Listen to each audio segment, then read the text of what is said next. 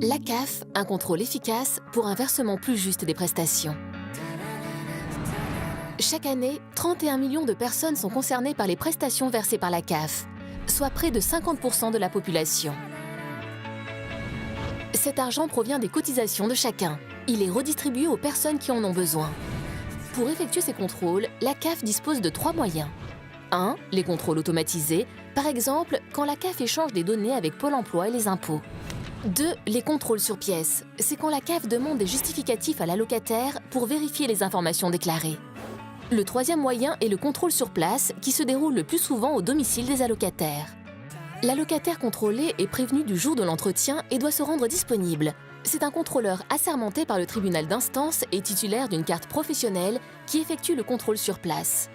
Si la situation de l'allocataire est conforme à ce qui a été déclaré, les prestations sont maintenues à l'identique. Si le contrôleur remarque que l'allocataire ne bénéficie pas de toutes les aides auxquelles il a droit, la CAF revoit le montant des prestations à la hausse, c'est ce qu'on appelle un rappel.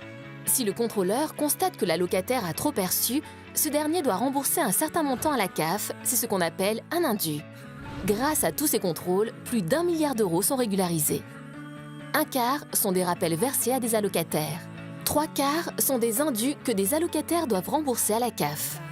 Si une partie des indus résulte d'erreurs involontaires des allocataires, une partie est aussi due à des omissions volontaires ou à de fausses déclarations. C'est ce qu'on appelle des fraudes.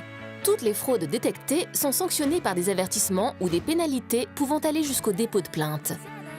Pour bénéficier des prestations, chaque personne doit transmettre des informations à la CAF. Sa situation familiale, ses revenus, son lieu d'habitation. Les montants sont adaptés en fonction des ressources et situations de vie de chacun. C'est pour cela que vous devez régulièrement informer votre CAF de tout changement de situation. Une perte d'emploi, une installation en couple, un déménagement, un nouveau travail. Car une déclaration juste donne des droits justes, dans l'intérêt de tous.